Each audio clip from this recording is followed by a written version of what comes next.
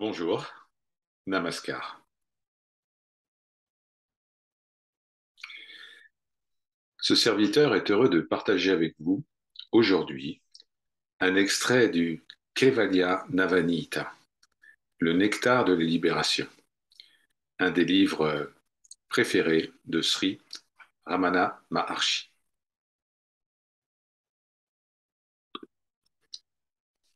Un jour, un maître et un disciple étaient assis l'un en face de l'autre. Le disciple, respectant à la lettre les instructions de son maître, se détacha des 5 enveloppes corporelles, réalisa et se souvint qu'il était cela et demeura en tant qu'être immuable. Par un simple regard du maître, qui était la grâce incarnée, le disciple plongea au sein de l'océan de plénitude et fut un en tant que conscience pure, libre de toute attache corporelle, de toute attache mentale. Il est cela. Après un long moment passé en contemplation de cela, le disciple projeta son attention vers l'extérieur. Là, il vit le maître dans toute sa gloire, devant lui. Ses yeux étaient remplis de larmes, de joie. Il était plein d'amour. Il s'inclina devant les pieds de son maître. Puis, il se redressa, joignit les mains et dit, Seigneur, tu es la réalité qui réside au plus profond de mon cœur, qui était la voix durant d'innombrables incarnations. Gloire. Gloire à toi qui as revêtu une forme pour m'instruire. Je ne sais pas comment je vais pouvoir te payer pour toute cette grâce qui a mené à la libération. Le maître lui sourit et lui dit avec amour, reste simplement concentré sur le soir, sans t'attacher à quoi que ce soit d'extérieur. Cette concentration est le plus grand service que tu puisses me rendre. Le disciple dit, Seigneur, est-ce que la réalisation qui va au-delà de la dualité de concepts tels que je ou toi, est-ce que cette réalisation peut disparaître à un certain moment? La vérité que je suis cela est réalisée par l'étude et la pratique, et bien sûr par la grâce du Maître. Mais parfois, en face d'obstacles, elle peut devenir moins ferme. L'ignorance, les doutes et les connaissances erronées sont des obstacles qui résultent d'habitudes enracinées et générées par de nombreuses incarnations dans le passé qui créent tout cela. Alors, dans un certain nombre de cas, les fruits de la réalisation peuvent disparaître. Alors, il faut s'enraciner en écoutant la vérité sans cesse, en pensant à cette vérité et en la pratiquant. La réalisation qui n'est pas complète et parfaite ne mettra pas fin à l'attachement. Alors, consacre-toi entièrement à l'écoute de la vérité, à la pratique du raisonnement. Cela permettra de déraciner l'ignorance les doutes et les connaissances erronées. L'ignorance voile la vérité que tout est le soi, que le soi est Brahman. L'ignorance fait apparaître le multiple. Les doutes proviennent de la confusion. Et cette confusion provient elle-même du manque de foi, du manque de confiance que nous avons dans les paroles du Maître.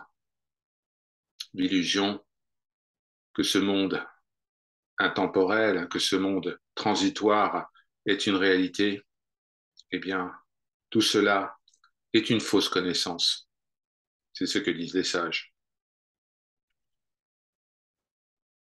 Écouter la vérité, c'est faire revenir l'attention sur cet enseignement. Tu es cela, tatwam assi.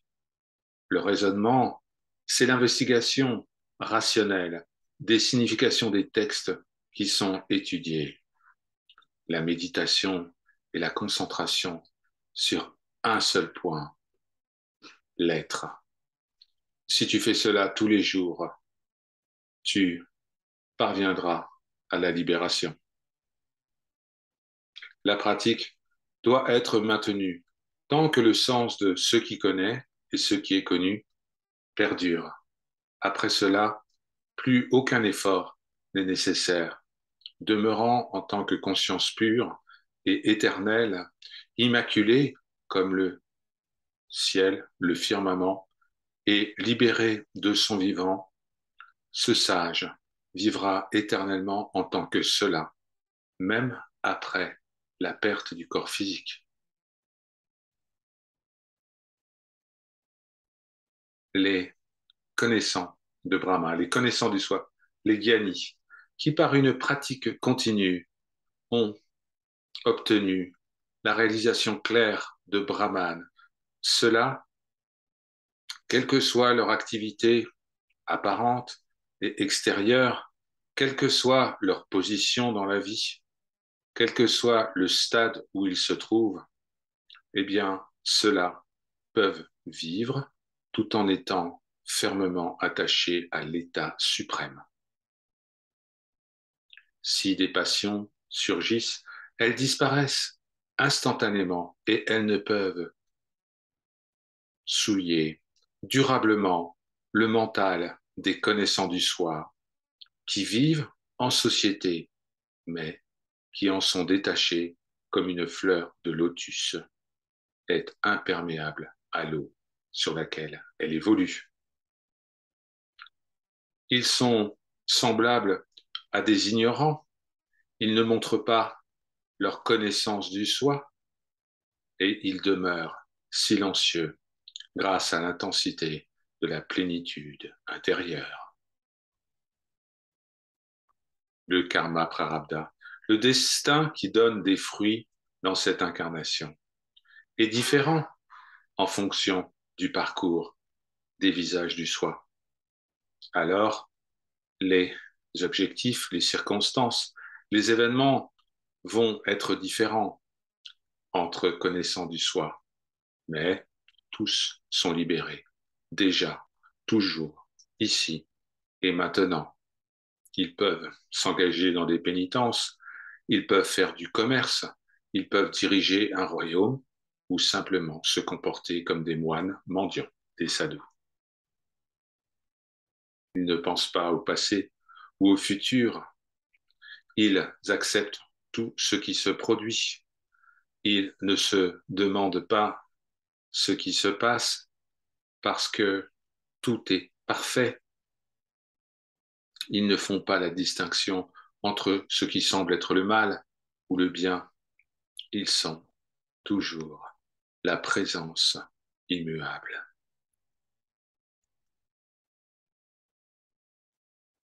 Bien qu'il y ait des caractéristiques spécifiques à chacun des sages, des connaissants du soi, qui sont eux-mêmes extrêmement rares dans ce monde, en réalité, il n'y a aucune différence dans l'expérience de la libération.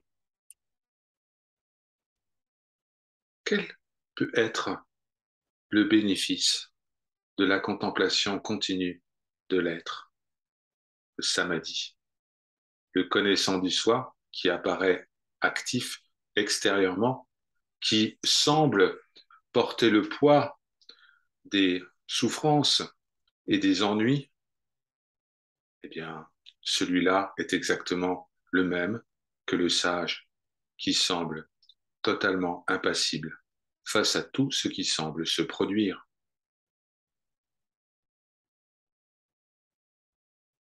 Mais tu peux te poser la question, si les connaissants du soi vivent comme des ignorants, comment peuvent-ils être libres du cycle des naissances?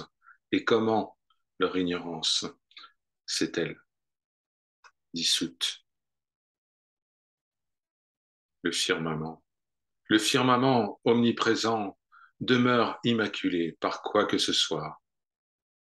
C'est la même chose avec le connaissant du soi, qu'il semble être actif. Ou non, les Védas. Les Védas immémoriaux déclarent que la dévotion exclusive vis-à-vis d'un sage plaît aux trois divinités suprêmes, Brahma, Vishnu, Shiva, mais que cette dévotion apporte tous les bénéfices, toutes les récompenses liées à l'accomplissement des rituels védiques. Et tout cela culmine par la libération du cycle des morts et des renaissances. Maintenant, écoute. Écoute comme la libération persiste après la mort du corps physique. Le karma qui a été accumulé lors de nombreuses naissances, est détruit, consumé dans le feu de la connaissance, comme du coton. L'accumulation supplémentaire de karma ne peut affecter le connaissant du soi. Le karma qui a été expérimenté dans cette incarnation est le dernier type de karma qui sera jamais expérimenté.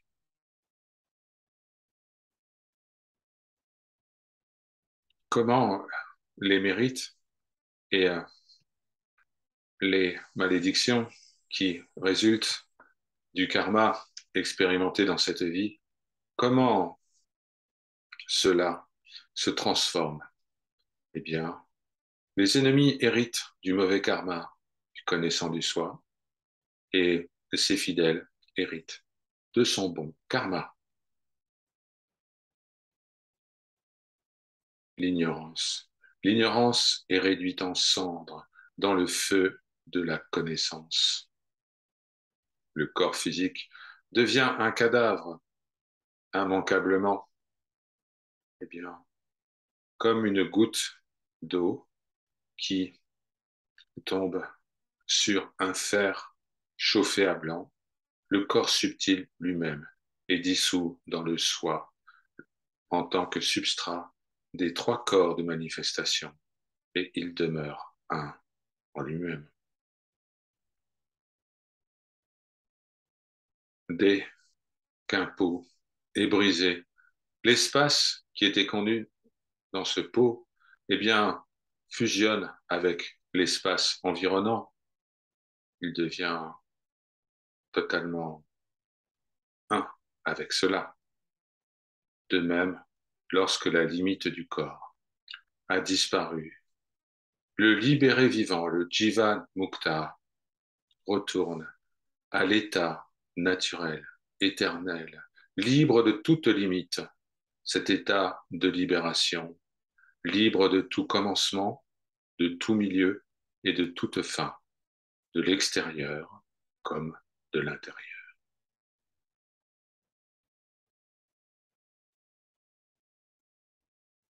De même que l'éther, bien qu'il soit omniprésent, semble être nouveau lorsqu'on creuse un puits, et bien de même, Brahman, qui est omniprésent, semble apparaître comme une nouveauté lorsqu'il se manifeste au travers d'un corps.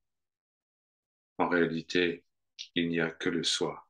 Nous sommes l'être illimité. l'univers. L'univers entier est irréel, irréel comme un mirage, irréel comme de l'argent qui apparaît dans la nacre, irréel comme une cité qui flotterait dans les airs, irréel comme le royaume des rêves, irréel comme le bleu du ciel, irréel comme le serpent qui semble apparaître dans une corde, irréel comme l'enfant d'une femme stérile, irréel comme les cornes d'un lapin. Ô mon fils, la pure conscience est la seule réalité. Ne l'oublie jamais. Par leur grâce, Om Shanti, Shanti, Shanti.